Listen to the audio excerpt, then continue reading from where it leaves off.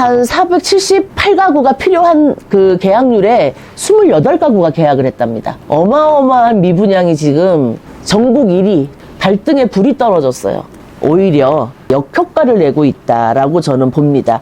인생을 맘껏 누려봐. 나이야 멋졌단 말이야. 인생은 단 한 번뿐이야. 안녕하세요, 복마마입니다. 여러분들 명절은 잘 보내셨어요? 가족들이 많이 모이셨을 텐데 즐거운 연휴셨으면 좋겠습니다. 근데 이제 날씨가 또 갑자기 추워져서 동장군이 찾아왔네요. 날씨처럼 꽁꽁 얼어붙은 이 부동산 시장의 미분양에 대해서 오늘 좀 여러분들과 얘기를 좀 나눠보면 좋겠다 생각을 했어요. 정책이라든지 이런 것들을 방향을 완전히 틀어서 예전으로 돌리려고 굉장히 노력을 하고 어느 정도 규제들을 다 풀어서 쏟아냈는데도 불구하고 여전히 부동산 시장은 추워요. 추워. 대한민국의 부동산 시장이 이렇게 하락을 이렇게 하고 있고 이것을 막기 위해서 정부에서는 연착륙을 어떻게 좀 시켜볼까 이거에 초점을 맞춰서 온 정책을 지금 다 세웠는데도 불구하고 가장 문제가 되는 건 바로 금리인 거죠. 버는 거는 한계가 있는데 지출이 갑자기 이렇게 늘어나 버리면 고금리로 대출을 했던 분들도 그렇고 연끌을 해서 집을 샀던 분들도 그렇고 이 감당하기가 이게 사실은 쉽진 않은 거거든요. 그렇다고 뭐 밥을 안 먹을 수도 없고. 자, 이렇게 지금 부동산 시장이 상태가 심각한데 미분양이 요즘에 가장 이제 쟁점이었죠. 왜냐하면은 이게 미분양 사태가 일어나게 되면 결국은 건설사들이 수익을 만들어낼 수가 없는 거잖아요. 그 수익을 만들어낼 수 없으면 어떻게 돼요? 직원 월급도 못 주고 도산을 하게 되는 경우가 생길 수밖에 없는 거죠. 자, 그러면 거기에 딸려 있는 많은 하청업체, 많은 직원들, 이런 직원들의 실직이라든지 가장 이제 일용 근로자들이 많이 이제 우리나라의 기초를 다지고 있는 게 건설업체인데 그쪽이 아무래도 시장이 얼어붙어 버리면 이 서민들의 생계 유역까지 만들어버리는 건설사 쪽, 이 미분양 쪽이 굉장히 정부에서도 심각하다. 왜냐하면 이건 서민의 생활의 터전과 직결돼 있기 때문에 그렇거든요. 가장 크게 지금 이슈가 됐던 게 서울의 둔촌동 주공아파트 재건축. 그게 이제 미분양이 될까봐, 계약을 안 할까봐 정부에서 대책을 내놨었죠. 그거에 대해서 제가 한번 지난 시간에 얘기를 했던 적이 있었는데 다시 한번 좀 짚고 넘어가 볼게요. 규제지역. 자, 강남 상구, 서초 강남 송파, 용산 이렇게 제외한 나머지 지역은 다 규제지역에서 이제 해제를 했고요. 그 다음에 분양가 상한제 적용 지역을 다 해제를 했습니다. 2023년 1월 5일 0시부터 이 효력이 발생을 했습니다. 그래서 민간 택지 분양가 상한제 적용 지역 결국은 다 이제 풀었고 서울에 4군데만 지금 해제가 되지 않은 상태입니다.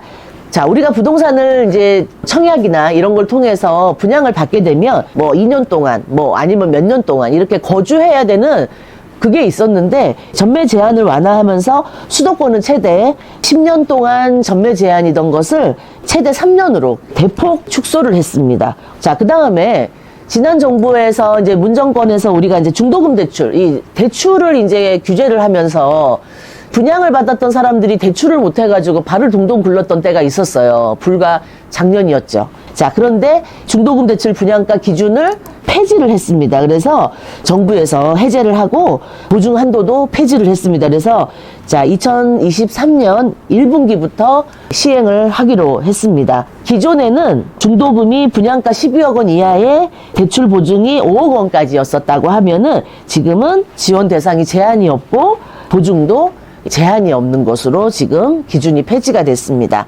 그 다음에는 특공 분양가 기준 폐지라고 지금 기존에는 투기과열지구 내에 분양가 9억 초과의 주택은 특별 공급 불가능하다 이렇게 했었던 것을 주택 공급에 관한 규칙 개정을 2023년 2월부터 해가지고요 기준을 완전히 폐지했습니다. 어느 지역이든 아까 이제 4개 지역만 빼놓고는 제재가 없어졌다. 자, 그 다음에 무순위 청약 자격 요건을 굉장히 완화했습니다. 지난 정권에서 우리가 청약을 하고 싶어서, 그쵸?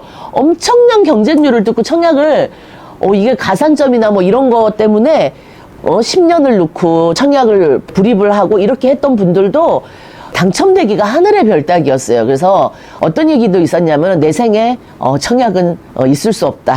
다 그래서 청약을 포기하고 그냥 매매로 집을 거래하고 이런 사람들도 속출을 했었어요. 결국 몇 개월 사이에 지금 이게 무순위 청약 신청 시에 무주택의 요건이 이제 부과가 돼야 되는데 이제는 집이 있어도 미분양된 아파트는 청약을 해서 계약을 하실 수 있다. 엄청나게 규제를 풀었다. 이렇게 보시면 될 것 같아요. 자, 그 다음에 청약 당첨자 주택 처분 의무 폐지. 당첨이 되려면 내가 기존에 주택이 있었던 것이 없어야 되는 거거든요. 그거에 대한 처분도 지금 올 2월 기준으로 해서 폐지될 예정이다라고 보시면 되겠습니다. 자, 가장 중요한 허그. 자, PF 대출을 늘려서 차질이 없게 개선을 하겠다 이 뜻이에요. 결국은 건설사들을 구제하겠다는 내용이거든요. 정부에서 지원을 하겠다는 얘기죠. 왜냐하면 줄도산하게 생겼으니까. 레고랜드 그 사태 때문에 시발점으로 해서 정부에서 보증 안 해주고 이런 것들 때문에 상당히 지금 문제가 많이 있고 그걸로 인해서 부도가 난 회사들도 지금 여럿 있습니다. 근데 그것을 이제 더 이제 막기 위해서 정부에서 지금 제가 말씀드린 대로 규제들을 지금 다 완화를 했다는 거죠. 마마 구독, 좋아요 꼭 눌러주세요. 이런데도 불구하고 지금 얼마 전에 이제 둔촌주공이 청약이 됐었죠. 그런데 손발 다 걷어붙이고 나서가지고 지원을 했는데도 불구하고 지금 청약이 70%가 안 되는 60%대 선에서 지금 이루어진 걸로 나옵니다. 그래서 30%가 넘는 미분양 사태가 지금 생기게 된 거죠. 만약에 분양이 잘 됐다면 건설사가 먼저 아파트 측에서 먼저 얘기했겠죠. 그래서 69.4%다 뭐 이런 식으로 지금 보도가 되고 있지만 정확하다고는 볼 수 없습니다. 결국은 이제 둔촌주공 쪽에서 발표를 해야 되는 때가 나오거든요. 그때 정확한 데이터가 나올 것 같은데요. 이게 어디로 퍼지냐? 다른 이제 분양하는 아파트들의 이게 여파가 다 퍼지고 있어요. 대구 엄청 핫한 곳이잖아요, 항상.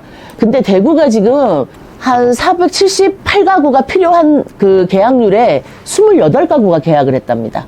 어마어마한 미분양이 지금 전국 1위, 대구가 지금 발등에 불이 떨어졌어요. 이 미분양 사태를 구원해보고자 정부에서 온 총력을 다 했지만 오히려 역효과를 내고 있다라고 저는 봅니다.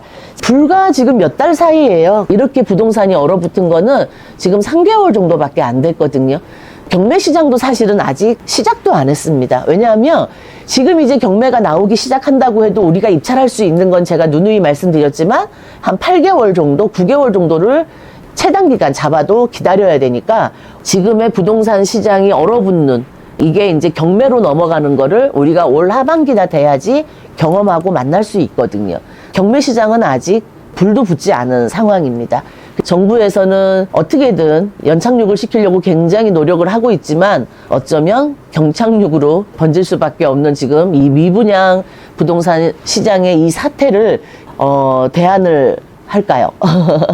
저는요, 내 집을 장만하시는 분들한테는 결국은 지금 은행에서도 금리를 아주 살짝은 내렸습니다. 왜냐하면 정부의 압박도 있고요. 은행이 그동안 돈을 너무 많이 벌었잖아요. 그래서 여러 가지 이 주변 상황 때문에 은행에서도 지금 금리를 한 1% 정도를 조금은 내린 걸로 지금 알고 있고요. 지금 그렇게 움직이고 있습니다. 미국에서는 지금 당장은 금리가 내려갈 생각도 없기 때문에 금리 시장은 계속 사태를 지금 그대로 끌고 갈 모양새를 지금 가지고 있습니다. 자, 그렇다면 여러분들이 이 미분양 아파트를 어떻게 바라봐야 되냐? 제가 볼 때는 그렇습니다. 내가 만약에 살 집을 하나를 장만하셔야 될 분, 여러 가지 여건이 여러분들한테 맞는 여건이 있다 그러면 사셔도 돼요. 내가 살 집이라는 건 물론 이제 금리가 어렵기는 하지만 그렇다고 이 금리가 지금 뭐 갑자기 막 다시 3%대 4%대로 떨어질 가능성은 지금 당장은 없거든요. 그것 때문에 집을 살 집도 못 장만하고 계속 이렇게 어렵게 지내시는 것보다는 좀 미분양 아파트가 조금 어떤 혜택을 주어질 때 요때를 잘 노려가지고 기회로 잘 잡으셔서 금리에 조금 영향을 안 받고 하실 수 있으면 좋죠. 대출 없이 조금 하시면 좋은데 그건 사실 어려우니까 그럴 수 있는 분들이 이런 식으로 장만을 하시는 것이 조금 낫지 않을까. 부동산 투자의 시장은 좀 얘기가 다르죠. 앞으로 정부에서 뭐 이제 외국에서 투자 들어오는 거 여러 가지 이제 규제들도 지금 철폐를 하고 이래서 외국에서도 이제 투자 자본들이 많이 좀 들어올 수 있는 기틀이 좀 마련이 됐다. 이래서 좀 희망을 다 갖고 있는데요. 그러면 외국에서 들어오는 부동산 투자 이제 이것도 좀 자유로울 수 있는 거죠. 부동산 투자를 하시는 분들한테는 지금보다는 내년을 조금 더 관심 있게 지켜보시는 것이 일단 경매는 시작도 안 했기 때문에 경매가 시작이 됐을 때 경매로 낙찰을 받으시는 것이 훨씬 유리하고 저렴하게 낙찰을 받을 수 있다. 그래서 부동산 투자도 성공할 수 있는 지름길은 바로 경매 시장이 아닐까. 내년이나 내후년을 바라보시는 게 좋지 않을까 이렇게 생각을 해봅니다. 하지만 지금도 내가 전세를 살고 있고 월세를 살고 있다면 이런 분들한테는 이 미분양 이 사태를 나한테 유리하도록 잘 활용하셔서 내 집 장만도 하실 수 있는 기회를 만드셨으면 좋겠습니다. 자, 올해 이제 명절 새고 여러분들과 미분양 이 부동산 시장에 대해서 잠깐 얘기를 나눴는데요. 여전히 춥지만 이 추운 이 상황 속에서도 우리는 따뜻한 온기를 만들어 나가도록 하겠습니다.